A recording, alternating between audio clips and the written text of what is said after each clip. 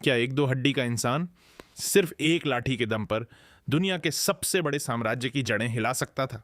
उसे कोई महात्मा कहता है, कोई राष्ट्रपिता, तो कोई उसे देश के विभाजन का गुनहगार मानता है। लेकिन कौन था वो असली मोहनदास? एक संत, एक शातिर राजनेता, या अपने ही सिद्धांतों के साथ प्रयोग करने वाला एक साधारण इंसान? आज हम इतिहास की धूल झाड़कर उस व्यक्तित्व को देखेंगे जो जितना पूजनीय है उतना ही विवादास्पद भी। कहानी शुरू होती है 2 अक्टूबर 1869 को गुजरात के पोरबंदर में। करमचंद और पुतलीबाई का बेटा मोहनदास बचपन में बेहद शर्मीला था। इतना शर्मीला कि स्कूल खत्म होते ही भागकर घर आ जाता ताकि किसी से बात ना करनी पड़े। किताबें ही उसकी दोस्त थीं। महज 13 साल की उम्र में शादी, और फिर 15 की उम्र में पिता का साया सिर से उठ गया। लेकिन मोहनदास कोई जन्मजात महापुरुष नहीं थे। उन्होंने मांस खाया, पैसे चुराए, और एक बार तो वेश्यावृत्ति के करीब भी पहुंच गए थे। पर शायद यही उनकी ताकत थी, अपनी गलतियों को स्वीकार करने का साहस। 1893 एक वकील के रूप में दक्षिण अफ्रीका की वो रेल यात्रा। जब उन्हें घोड़े न होने के कारण ट्रेन से बाहर फेंक दिया गया तो उस अपमान ने एक साधारण वकील के भीतर के क्रांतिकारी को जगा दिया।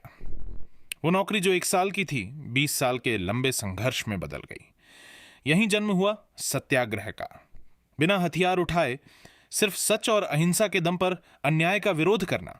1915 में जब वो भारत लौटे तो वो सिर्फ मोहनदास नहीं थे, वो गांधी बन चुके थे।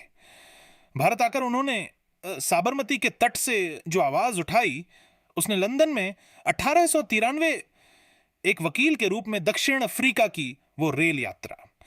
जब उन्हें गोरे ना होने के कारण ट्रेन से बाहर फेंक दिया गया तो उस अपमान ने एक साधारण वकील के भीतर के क्रांतिकारी को जगा दिया। वो नौकरी जो 1 साल की थी 20 साल के लंबे संघर्ष में बदल गई। यही जन्म हुआ सत्याग्रह का।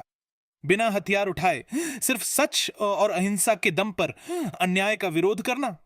1915 में जब वो भारत लौटे तो वो सिर्फ मोहनदास नहीं थे, वो गांधी बन चुके थे। बैठे किंग जॉर्ज पंचम के महल की नींव हिला दी। असहयोग आंदोलन में विदेशी सामानों की होली जली। 1930 की वो दांडी यात्रा, 387 किलोमीटर का सफर।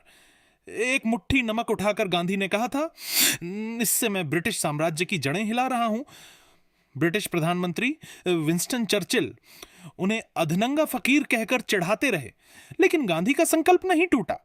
1942 में उनका नारा गूंजा, करो या मरो। गांधी की विचारधारा।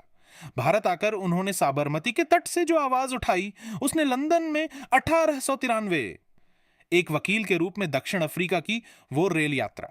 जब उन्हें घोड़े न होने के कारण ट्रेन से बाहर फेंक दिया गया तो उस अपमान ने एक साधारण वकील के भीतर के क्रांतिकारी को जगा दिया।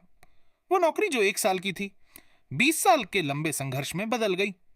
यही जन्म हुआ सत्याग्रह का। बिना हथियार उठाए सिर्फ सच और अहिंसा के दम पर अन्याय का विरोध करना। 1915 में जब वो भारत लौटे तो वो सिर्फ मोहनदास नहीं थे, वो गांधी बन चुके थे। बैठे किंग जॉर्ज पंचम के महल की नींव हिला दी। असहयोग आंदोलन में विदेशी सामानों की होली जली। 1930 की वो दांडी यात्रा, 387 किलोमीटर का सफर। एक मुट्ठी नमक उठाकर गांधी ने कहा था, इससे मैं ब्रिटिश साम्राज्य की जड़ें हिला रहा हूं। ब्रिटिश प्रधानमंत्री विंस्टन चर्चिल उन्हें अधनंगा फकीर कहकर चिढ़ाते रहे, लेकिन गांधी का संकल्प नहीं टूटा। 1942 में उनका नारा गूंजा, करो या मरो। महज राजनीति नहीं थी, वो एक जीवन दर्शन था। अहिंसा उनका हथियार थी और सत्य उनका ईश्वर। उन्होंने चरखा इसलिए नहीं चलाया कि वो पुरानी तकनीक से प्यार करते थे, बल्कि इसलिए कि वो भारत को स्वावलंबी बनाना चाहते थे। वो जानते थे कि अंग्रेजों को वहां चोट मारनी है जहां उन्हें सबसे ज्यादा दर्द होता है, उनके व्यापार पर। लेकिन इतिहास का हर पन्ना उजला नहीं होता। गांधी के व्यक्तित्व के कुछ हिस्से आज भी बहस का मुद्दा है। ब्रह्मचर्य को साबित करने के लिए अपने ही परिवार की युवतियों जैसे मनु और आभा के साथ सोने के उनके प्रयोग, जिन्हें सुनकर आज भी लोग चौंक जाते हैं। सुभाष चंद्र बोस और भगत सिंह जैसे क्रांतिकारियों के साथ उनके वैचारिक मतभेद और विभाजन के समय पाकिस्तान को 55 करोड़ रुपए देने की उनकी जिद। आलोचक पूछते हैं, क्या वो सच में महात्मा थे या एक अड़ियल इंसान? 1947 आजादी आई, लेकिन साथ लाई खून खराबे का मंजर।